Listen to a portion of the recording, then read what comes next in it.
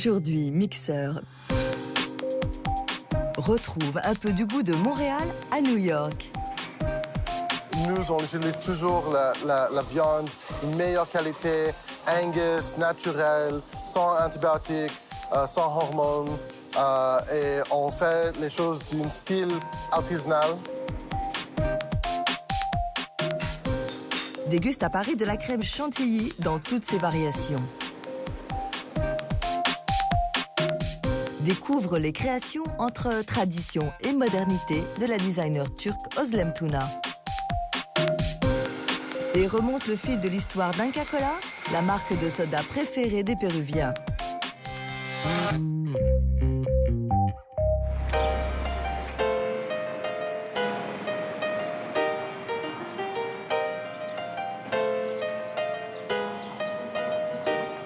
Le Myland, c'est l'histoire de deux Montréalais qui décident d'apporter à New York un peu du goût de Montréal. Poutine, viande fumée et bagels. Car même si ces derniers font aussi partie du répertoire des délicatessen new-yorkais, eh bien, ils ne sont pas faits de la même façon et ne sont peut-être pas aussi bons.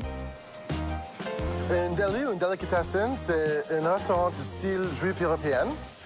Surtout la viande fumée ou à New York, le pastrami, le corned beef, la dinde fumée, les hot dogs, le salami de bœuf. Et aussi comme les mettre plus comme le breakfast ou petit déjeuner, des bagels, du whitefish, saumon fumé, saumon salé. Alors, des délis, il y en a beaucoup à New York, déjà. Beaucoup, oui.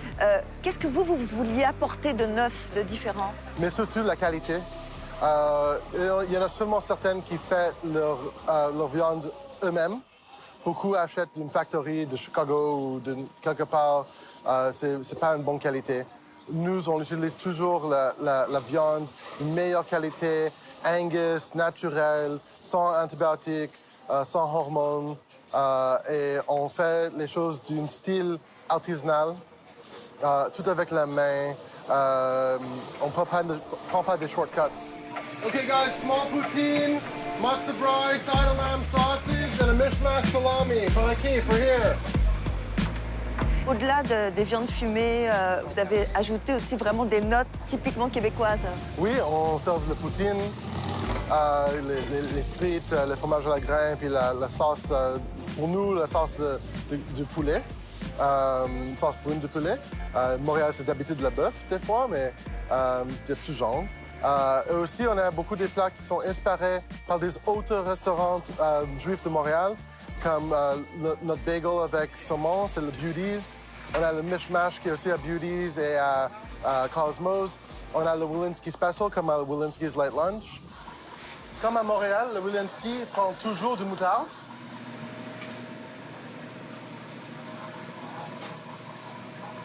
On met le salami sur le pain d'oignon. Puis on pousse comme ça.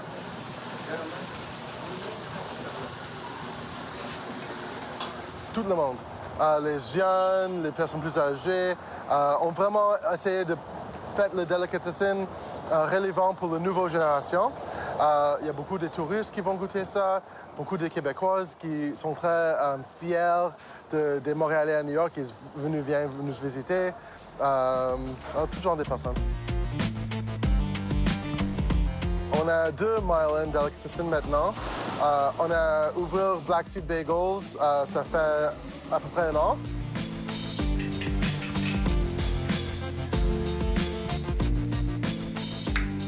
Il y a toujours une espèce de petite guerre entre le bagel de Montréal et le bagel de New York. Pour vous, c'est quoi la différence? La différence, c'est vraiment la façon de production. Ça fait une centaine d'années, les bagels à New York étaient à peu près les mêmes que Montréal. Ils étaient roulés à la main, ils sont cuits en four à bois. Ils n'ont pas utilisé du lait à miel pour les bouillir, mais ça, c'est pas toute grande une différence. Avec l'Industrial Revolution, ils ont commencé à utiliser les machines pour faire tout ça. Et une four à conveyor qui fait les bagels. Alors nous, on a essayé de faire le meilleur bagel qu'est-ce qu'on peut faire. Et ça, c'est vraiment avec la méthodologie de qu'est-ce qui reste à Montréal maintenant. Rouler à la main, four à bois et tout ça. C'est vraiment un excellent bagel.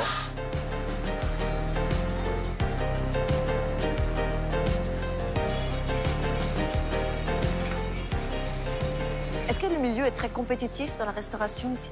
Oui, il y a plus que 10 000 restaurants à New York. Chaque jour, il y a beaucoup qui ferment, puis des autres qui ouvrent. Alors, c'est très difficile. Vous ne savez jamais qu'est-ce qui va arriver. Hurricane Sandy, était très difficile pour nous. Ça nous avons détruit notre cuisine de production. Ça fait quelques années. Mais on est ici, on a survécu.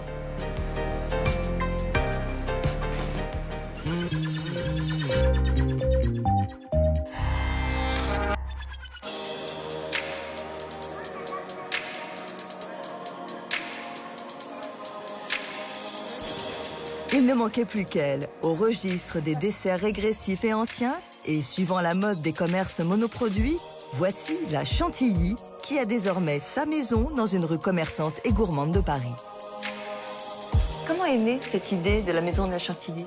Alors, l'idée de base est venue de la femme de mon associé Myriam Angelier, qui avait l'envie de faire redécouvrir la Chantilly, qui est un dessert d'enfance pour beaucoup de monde, mais aujourd'hui qui s'est perdu puisqu'on n'utilise plus que des bons et des mauvaises crèmes. Et donc, l'idée est née de là, l'envie de faire redécouvrir ce produit. La Chantilly, en fait, c'est de la crème et du sucre, à la base. Et il existe même un texte de loi en France qui régit la recette. C'est de la crème liquide et du sucre. Donc, le point fort de la Chantilly, c'est vraiment la qualité de la crème. C'est ce qui va faire tout l'enjeu en termes de goût, de tenue et de rendu en termes d'aspect sur la Chantilly.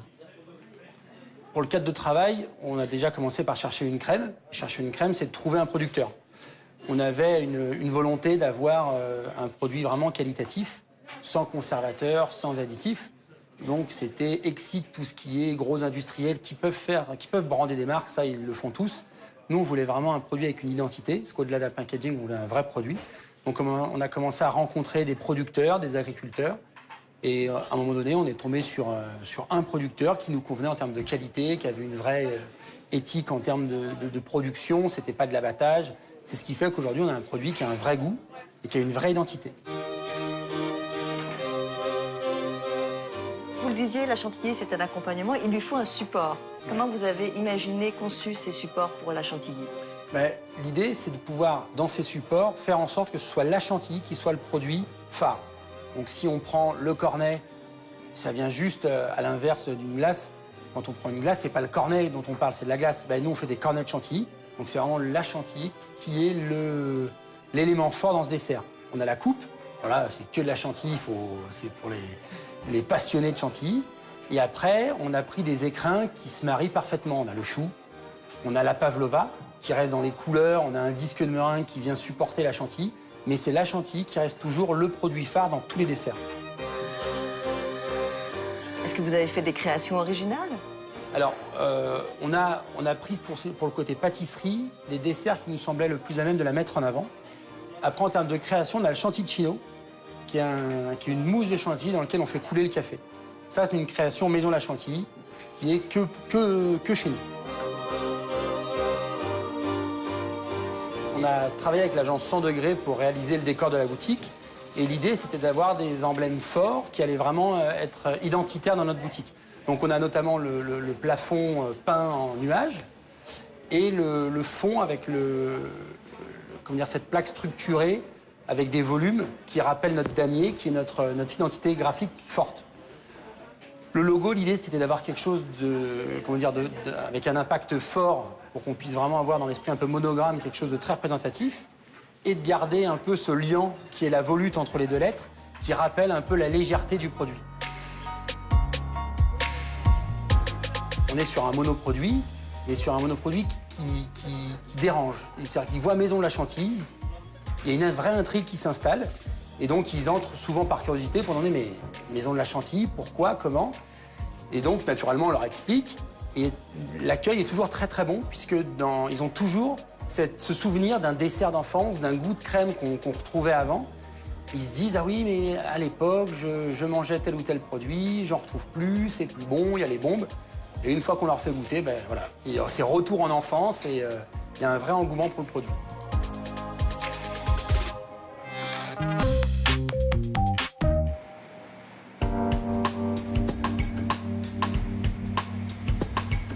La designer Özlem Tuna est amoureuse de son pays, de sa ville et de ce grand bazar qu'elle visite quotidiennement. Elle épuise ses sources d'inspiration et ses techniques de fabrication, jouant toujours sur cet équilibre entre tradition et modernité. J'ai étudié les arts. Comme j'aimais particulièrement la céramique, j'ai choisi de concentrer mes études autour de cette discipline-là. Puis, un peu par hasard, j'ai commencé à travailler en collaboration avec des joailliers. Durant cette période, j'ai eu l'occasion d'apprendre à fabriquer des bijoux et pas seulement à faire de jolis objets. Je fabriquais les prototypes et je gérais une petite production. Par la suite, j'ai travaillé au sein de plusieurs entreprises près du Grand Bazar et des Hans d'Istanbul. Puis, un jour, j'ai décidé de me lancer et de démarrer ma propre entreprise.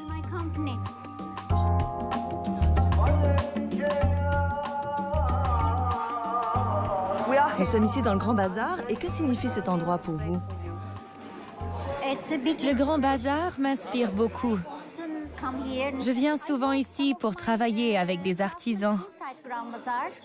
Quand je conçois un objet, c'est ici qu'ils le fabriquent. Nous travaillons en équipe. Je remarque toujours de nouvelles choses ici, au Grand Bazar et dans le reste du quartier ancien d'Istanbul. Je travaille ici depuis maintenant 15 ans et je continue de remarquer de nouvelles choses. C'est très important pour moi.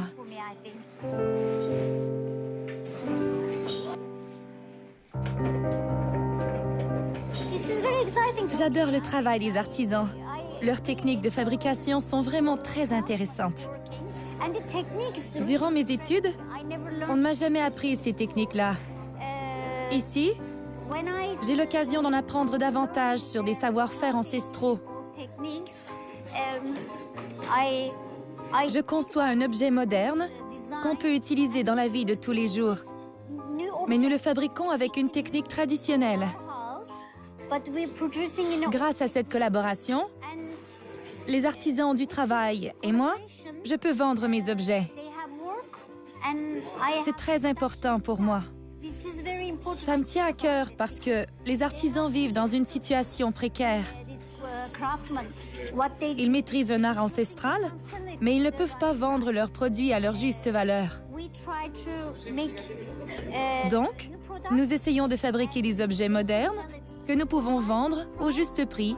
Et de mon côté, je peux trouver un marché qui s'intéresse à ça. Nous vendons nos objets en Turquie, mais nous les exportons également. Et pour nous, il s'agit d'un beau défi à relever.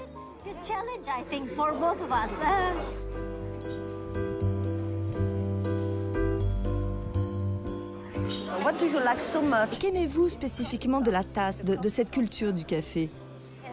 Nous consommons du café chaque jour. En ce qui me concerne, je le préfère sans sucre. Certains l'aiment sucré, d'autres non. Je me sers de machine à café, mais j'aime beaucoup utiliser ceci, que nous appelons le çezve. En Turquie, nous servons toujours le café avec de petites douceurs et de l'alcool. Pour ma part, j'aime bien avoir un peu d'alcool servi avec mon café.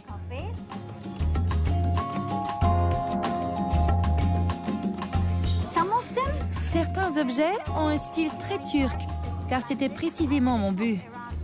Autrefois, ma boutique était située près du Grand Bazar. À l'époque, j'ornais mes objets de tulipes et de toutes sortes de motifs. C'était une imagerie typiquement turque. Puis, je me suis lassée de cette esthétique-là et j'ai commencé à concevoir des objets beaucoup plus modernes. Avec le recul, je m'aperçois que même avec cette nouvelle approche, le style moderne ne saute pas nécessairement aux yeux.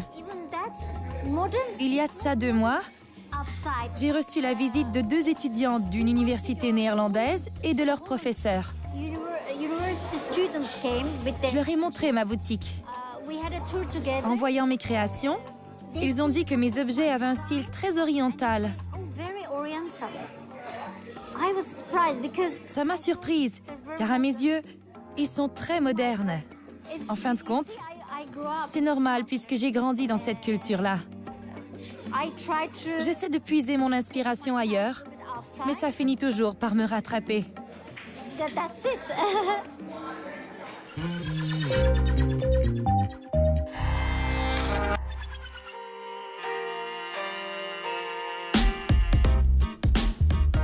Bonjour, je me présente, mon nom est Catherine de la compagnie Popsar dans le quartier Saint-Henri, ici à Montréal. Donc, notre grande spécialité, c'est les popsicles santé. Tous nos produits, en fait, sont frais, santé et naturels. On va utiliser des sucres naturels comme le miel ou encore le sirop d'érable. Et on va utiliser des tonnes et des tonnes de fruits. La première étape pour faire un popsicle ananas cannelle, c'est de couper des ananas frais, qui est la matière première. Alors, pour l'enrobage de cannelle, on met un petit peu de sirop d'érable pour s'assurer que la cannelle colle bien sur l'ananas, puis une bonne cuillerée de cannelle. En fait, on le fait en 3 étapes. La première purée, on la fait plus fine. Ensuite, on fait une purée en morceaux. Par la suite, on va ajouter la cannelle juste avant de le mettre dans les moules. Alors pour nous, c'est super important d'avoir des beaux gros morceaux de fruits dans nos popsicles. Donc, on met toujours des belles tranches, soit de bananes, soit d'ananas, de kiwi. Il faut les mettre au complet. La prochaine étape, c'est tout simplement de mettre le mélange dans les moules.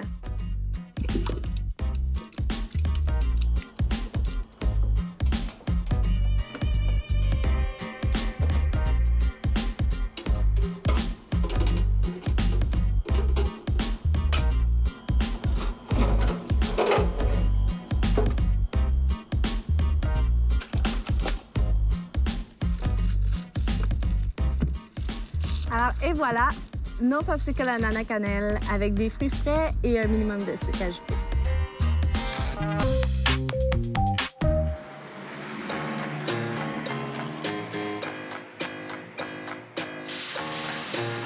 Cela fait plus de 80 ans que les Péruviens boivent du Inca Kola. C'est dire à quel point ils sont attachés à cette marque. Elle a été fondée en 1935 par une famille d'immigrants anglais qui a établi à Lima une entreprise d'embouteillage de boissons gazeuses. La suite s'est écrite au fil du temps, des modes et des époques. Mais cette boisson a toujours accompagné les Péruviens dans leur vie quotidienne. Le nom du produit est un hommage aux Incas. Sa couleur dorée rappelle l'or des Incas. Et à partir de ce moment, la marque a commencé à gagner une identité péruvienne, à être associée à la gastronomie péruvienne, et ce, bien avant le boom de la gastronomie péruvienne. Ainsi, la marque a grandi progressivement. Les Péruviens se sont habitués à cette saveur assez sucrée, dont il est impossible de reconnaître les ingrédients. De la camomille, peut-être de la banane, de la verveine citronnelle. La marque est née il y a 80 ans, faisant de l'identité péruvienne et de la gastronomie ses 2 principaux thèmes. À cette époque, le Pérou traversait des moments assez compliqués, des décennies de crise, d'hyperinflation et de terrorisme. Et malgré tout, l'identité péruvienne et la gastronomie sont toujours demeurées à la base de la marque. Ce sont ces piliers, lesquels ont mené la marque où elle est aujourd'hui.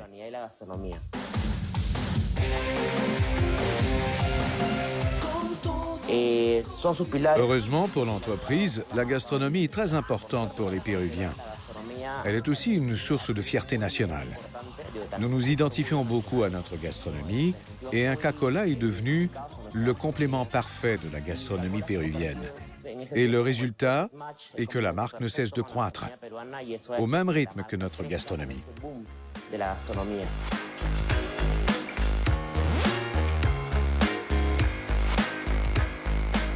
Inca Kola, depuis ses débuts, est restée toujours la boisson favorite des Péruviens devant Coca-Cola? En effet, quand Inca Kola est apparu au Pérou, Coca-Cola n'y était pas encore. Coca-Cola existait dans le monde entier, mais pas au Pérou. Coca-Cola a plus de 130 ans. Au début, Inca Kola était la seule marque, avec quelques concurrents locaux lors de ses premières années d'existence. Ce n'est qu'après que Coca-Cola s'est implanté ici. À ce moment-là, le Pérou traversait une période où l'on rejetait l'identité péruvienne, où l'on tournait son regard vers l'extérieur, l'étranger. L'industrie péruvienne n'était pas développée et on manquait d'expertise. Les Péruviens allaient donc vers l'extérieur pour importer des choses au Pérou. Dans ce contexte, Coca-Cola est devenu le leader du marché et a continué de l'être pendant quelques temps. Le cycle de l'identité péruvienne a commencé vers l'an 2000. Inca Kola fait écho au mouvement et s'agrandit plus rapidement que Coca-Cola, qui montre des signes de ralentissement. Aujourd'hui, la différence entre les deux marques est assez grande. En ce qui concerne les parts de marché, Inca Kola détient 30% et Coca-Cola 25%. C'est ça la différence en ce moment, ce qui est énorme en termes de caisses de bouteilles. Plus la gastronomie péruvienne grandissait, plus Inca Kola grandissait à son tour. C'est-à-dire que le boom de la gastronomie péruvienne a aidé largement au développement et à la croissance d'Inca Kola. D'autre part, Coca-Cola était lié à des repas comme des hamburgers, de la pizza, qui appartiennent à la cuisine internationale.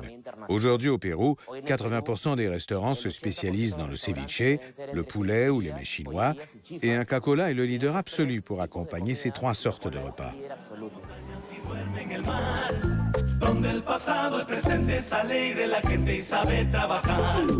À partir de 2006, la marque, à travers sa campagne « Le pays des idées », a donc commencé à édifier ce pilier, cette valeur aujourd'hui attribuée à Inca Kola. C'est-à-dire que la marque garde aujourd'hui l'essence de ces trois piliers, la gastronomie, l'identité péruvienne et la créativité. La gastronomie joue un rôle fonctionnel. Inca Kola sert à bien accompagner les repas. La créativité joue un rôle dans la vie des gens. La marque inspire les gens à être créatifs. Inca Kola joue aussi un rôle plus grand, un rôle socioculturel, qui est la valeur de l'identité péruvienne. Inca Kola cherche à faire en sorte que les Péruviens se sentent fiers de leur pays. Pero preferimos lo nuestro.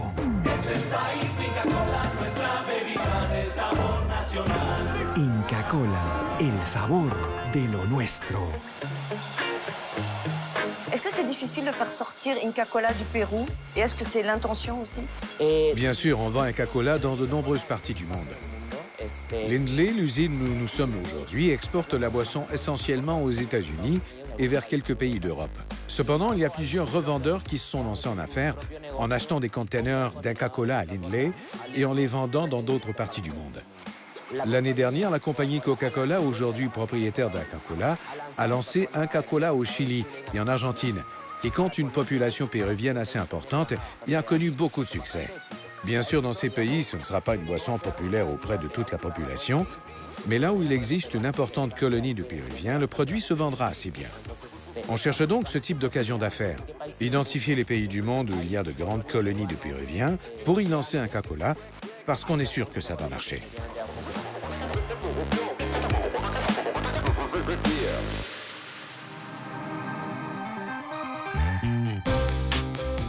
Poursuivez l'expérience en ligne à tv5.ca.